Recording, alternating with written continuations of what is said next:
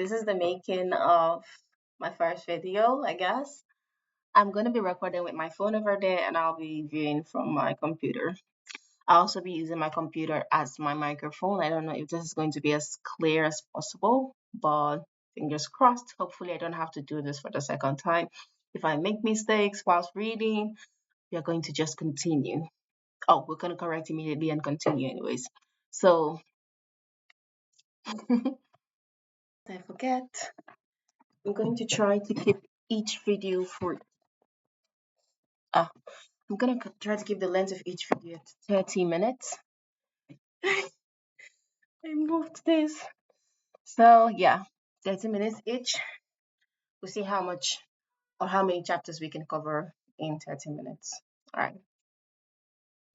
Then for the beginning, I'll be reading dedication, introduction, then I'll go into the book itself. So I'm excited. I hope you guys are too. Okay, let's get started. All right. Second Chance for Your Money, Your Life, and Our World by Robert T. Kiyosaki, author of the international bestseller Rich Dad, Poor Dad. Dedication. This book is dedicated to Dr. Richard Buckminster Fuller, lived in 1895 to 1938. Dr. Fuller is a man who is almost impossible to describe or put into a category. He is referred to as a futurist, an inventor, a teacher, a philosopher, and an architect. Twice he was admitted at Harvard University and twice he was asked to leave. He has numerous doctorate degrees, US patents, awards, and honors, including the Gold Medal from the American Institute of Architects and the Presidential Medal of Freedom from President Ronald Reagan. Bucky Fuller is most recognized for his work on the geodesic dome, a structure used today all around the world. Disney World's Epcot Center. Disney World Epcot Center features one of Fuller's domes. He has been called the first futurist, a man who turned predicting the future into a science. Many of his predictions have come true, and many are coming true today. Most loved for his humanity, Dr. Fuller is often called the planet's friendly genius and grandfather of the future. In 1982, John Denver wrote and recorded the song What One Man Can Do, a dedication to Dr. Fuller. Pictured above is Fuller's geodesic dome, the US Pavilion at the 1967 World's Fair, Expo 67 in Montreal, Canada. Here's the picture if you can see it. This book, Second Chance, begins with my trip to Expo 67. I hitchhiked from New York to Montreal to see Fuller's Dome and to see the future.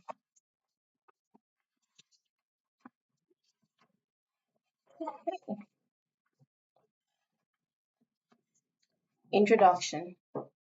Once upon a time, America was the richest creditor nation in the world. Once upon a time, the US dollar was backed by gold. Once upon a time, printing money was a crime known as counterfeiting. Once upon a time, a person went to school, got a job, retired young, and lived happily ever after. Once upon a time, all you had to do was buy a house, and when your house went up in value, you were rich. Once upon a time, all you had to do was invest in the stock market, and when the stock market went up, you were rich. Once upon a time, a college degree meant higher pay. Once upon a time, age was an asset.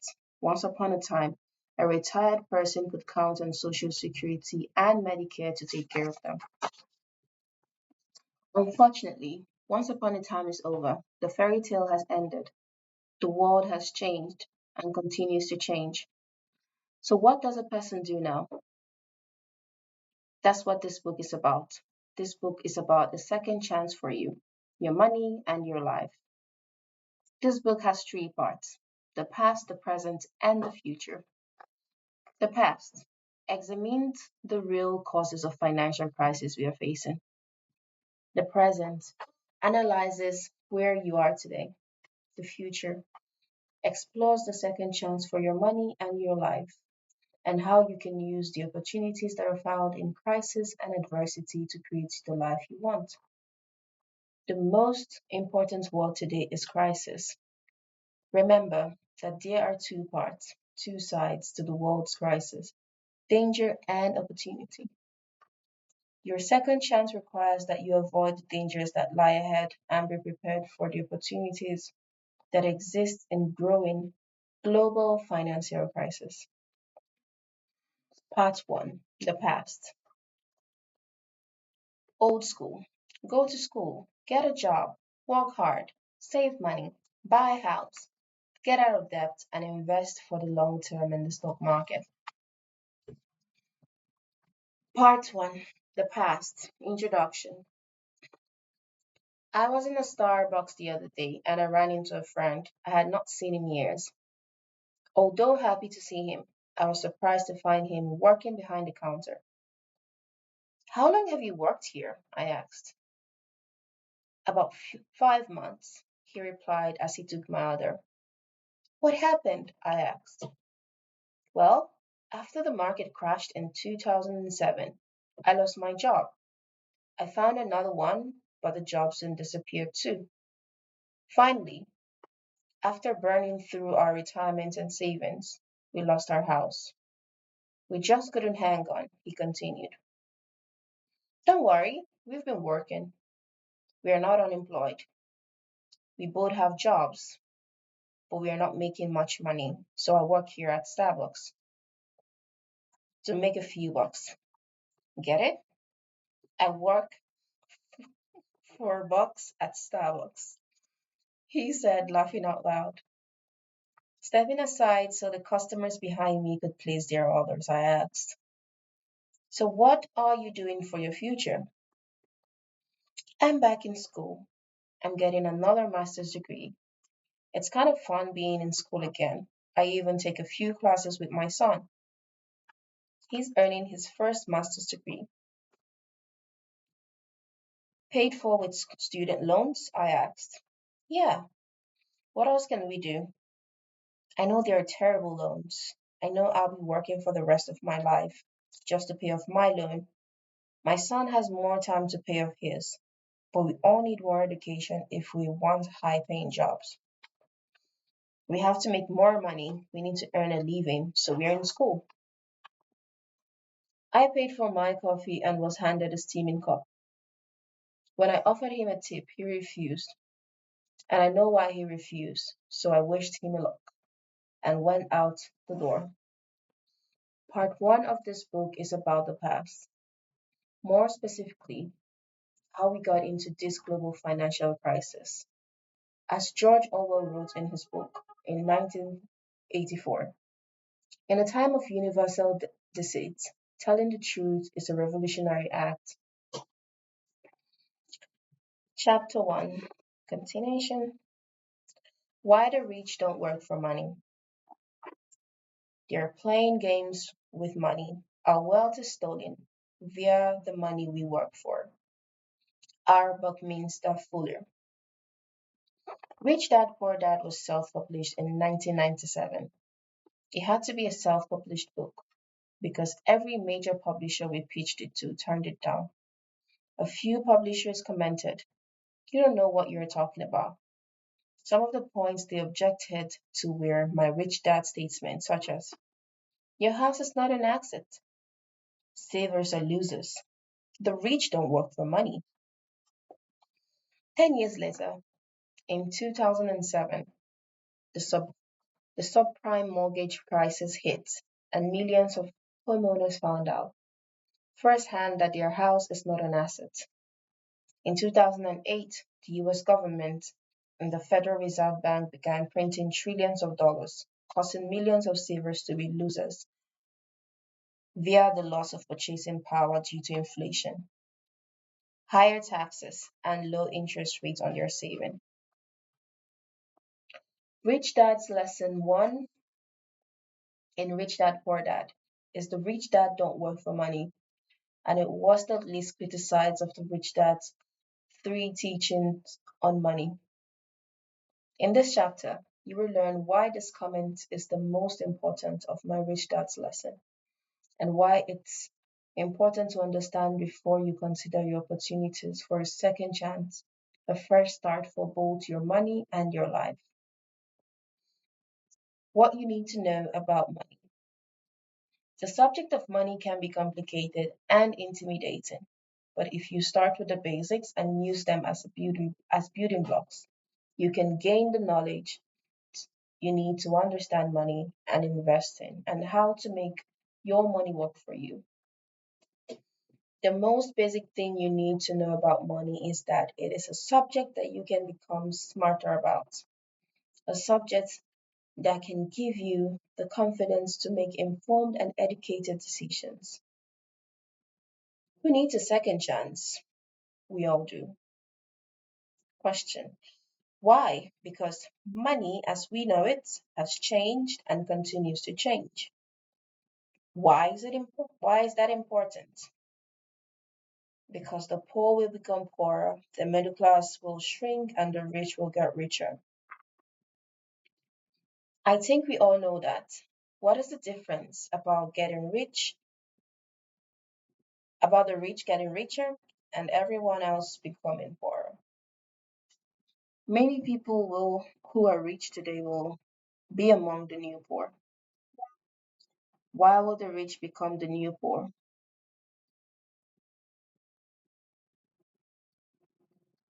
There are many reasons. One reason is because many rich people measure their wealth in money. What's wrong with that? The fact that money is no longer money. Knowledge is the new money. So if money is knowledge, you're saying that many who are poor and middle class today have the opportunity to become the new rich of tomorrow. Exactly. In the past, the rich were those who controlled land and resources such as oil, weapons, or giant corporations. And resources such as oil, weapons, or uh, giant corporations. Today, things are different. Today, we live in the information age, and information is abundant and often free. So, why isn't everyone rich? It takes education to process information into knowledge. Without financial education, people cannot process information into personal wealth. But America spends billions on education. Why are there more poor people than rich people? Hundreds of billions of dollars are spent on education, but almost nothing is spent on financial education. Why isn't financial education taught in schools? I have been asking that question for years, ever since I was 9 years old. And what did you find out? I learned that knowledge is power. If you want to control people's lives, limit their knowledge. That is why throughout history, despots have burned books and exiled, bracket open, and have killed, bracket closed, those with knowledge who threatened their power. Before the Civil War in America, it was against the law in many states to teach slaves to read and write. Knowledge is the most powerful force on earth. That is why the control of knowledge is essential to the control of power. The formula is knowledge times education equals information times knowledge equals, I'm going to skip that part. Information times education equals knowledge. Information times education equals knowledge, forgive me. Knowledge is power, and the lack of knowledge is weakness. My dad was a highly educated man with a PhD, but he had almost no education. He had authority within the school system, but little power in the real world. My dad never finished school, but he was highly educated in the world of money. My rich dad never finished school, but he was highly educated in the world of money. Although less formally educated than my poor dad, he had more power in the real world than my poor dad.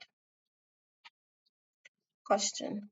So those in power maintain control of that power throughout the school system, through what's taught and what isn't taught.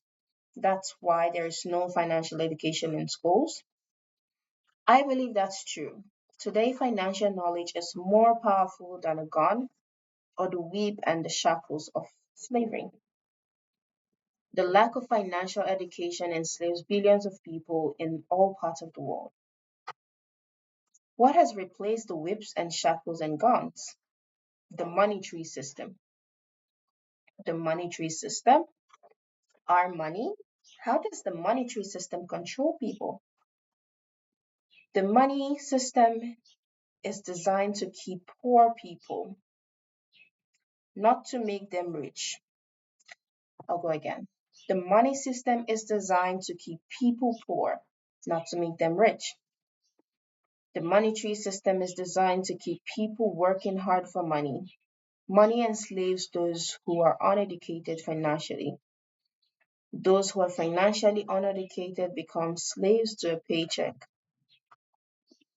And our wealth is stolen through money, through the very thing that most people work for all their lives. That is why the people who work the hardest for money, often called the working poor, continue to grow poorer, not richer, no matter how hard they work. How is our wealth stolen via our money? There are many ways. You may already know some of them. There are number one, taxes. The value of your labor is stolen via taxes. Number two, inflation. Prices rise when the government prints money. As prices rise, people work harder only to pay more in taxes and inflation. Number three, savings. The bank steals savers. The bank steals savers' wealth via a banking process known as the fractional reserve system. Let's use a fractional reserve of 10 as an example. A saver puts $1 into his or her savings account. The bank is allowed to lend $10 against that $1 to borrowers. That is another form of printing money, which is not only inflationary, but reduces the purchasing power of a saver's money. This is one of the number of reasons why Rich Dad often said, savers are losers. Later in this book, I will explain other ways in which your money is stolen from you. As I've said, the monetary system was designed to make people poorer, not richer. Can you prove that? I will show you a graph. As the saying goes, a picture is worth a thousand words. The graph is not proof, but it does tell a story about the growth of people needing government assistance. The war on poverty. In 1964, President Lyndon Johnson declared a war on poverty. Many believe we won that war, others do not. The chart below shows the number of people who use food stamps, today called SNAP, Supplemental Nutrition Assistance Program. Although many believe we won the war on poverty, the increasing reliance on food stamps tells a different story.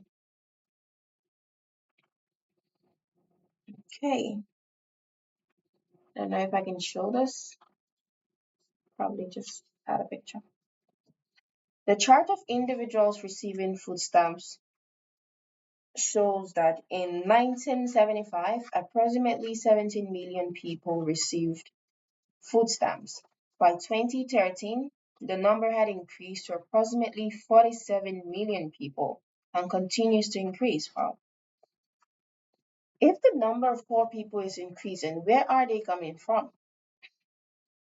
The middle class.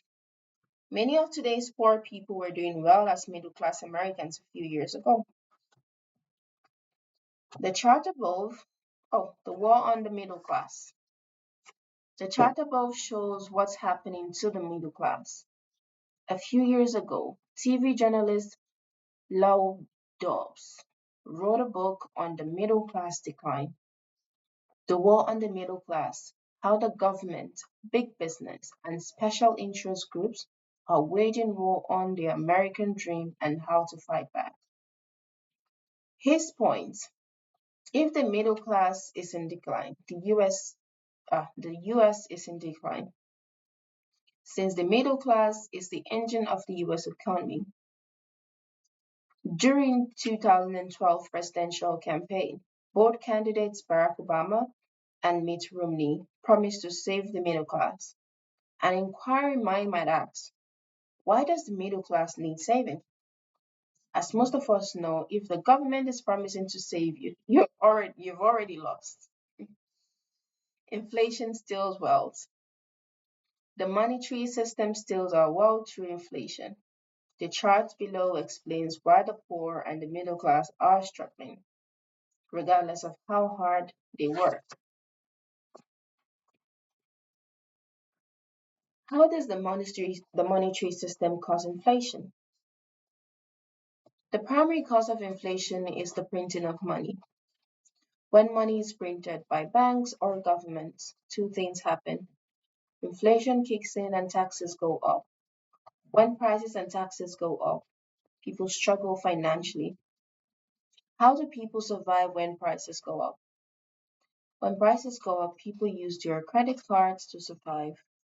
Many are forced to cut expenses, like healthier food or dental care. Many become slaves to debt, and many more become little more than indentured servants or slaves to their paychecks. Debt slaves. As middle class income declined and taxes and prices went up, many turned to their credit cards to survive, becoming slaves to debt.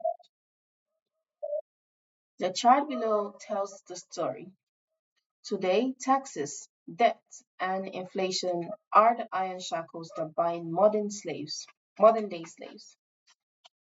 Two types of rich. How are the rich getting richer if the poor and middle class are growing poor?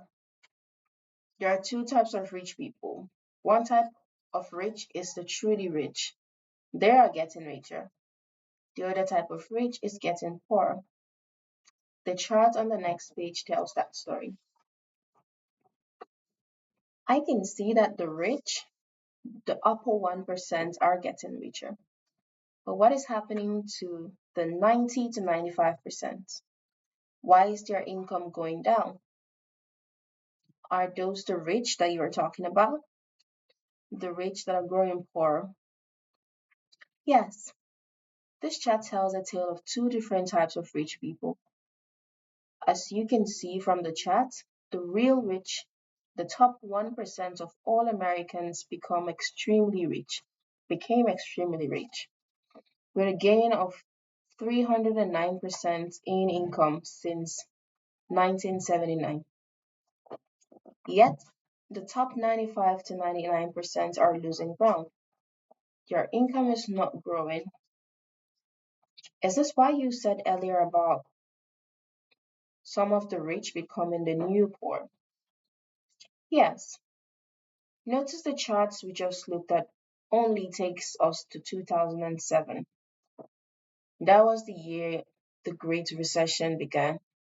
After 2007, many millionaires were wiped out in the subprime mortgage fiasco, and the stock market crashed. So this chart would look worse today.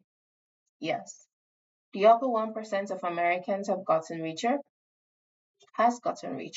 Many of the others, the other type of rich I described, are now poorer. Many slid from rich to poor in less than a year.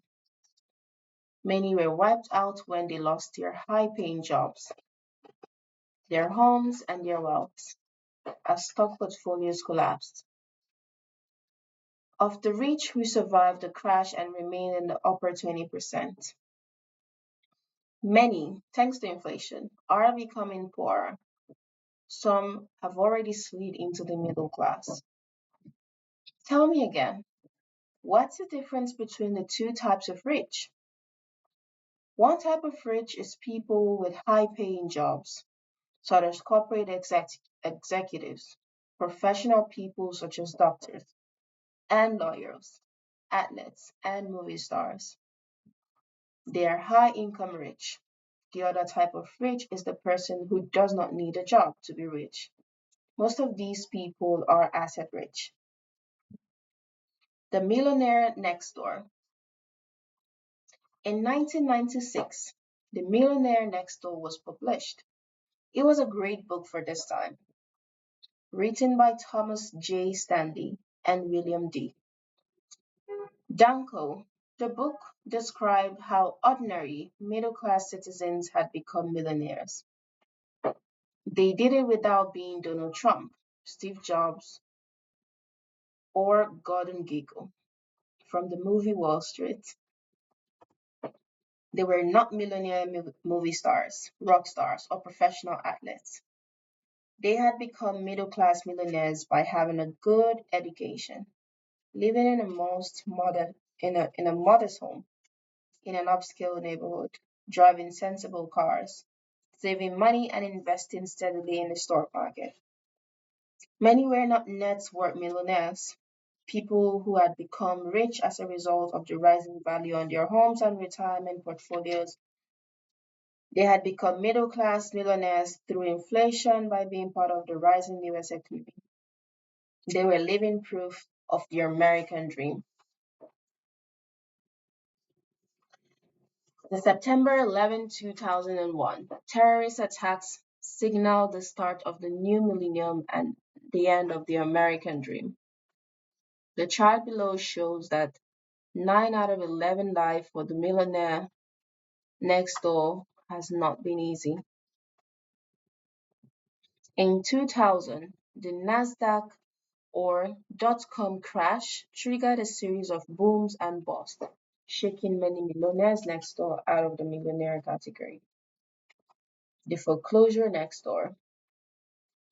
In 2007, when the subprime mortgage bubble burst, many millionaires next door became the foreclosure next door. Prior to 2007, housing prices had been rising steadily for years. As home prices rose, millions of homeowners began taking out home equity loans, which many used to pay off credit card debt or go on vacation, using their homes as ATMs. They learned the hard way, when they were upside down, that their house is not that their house is not an asset. When housing prices crashed, credit card use went down.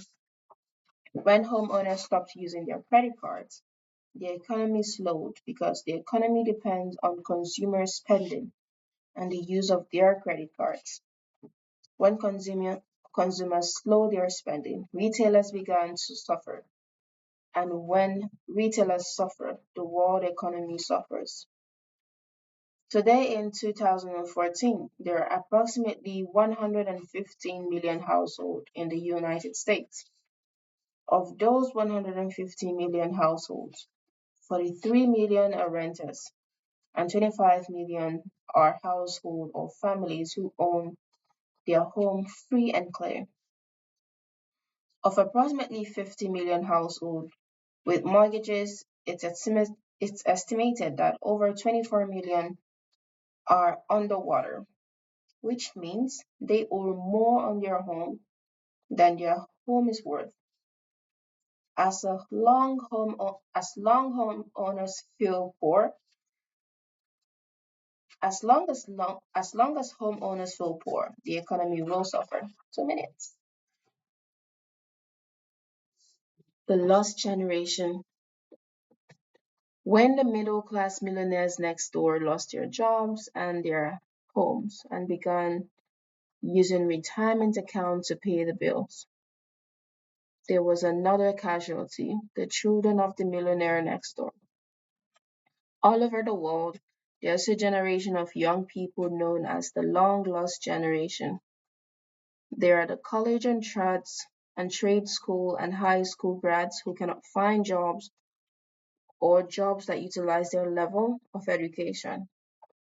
More than income, they're losing crucial real life work experience.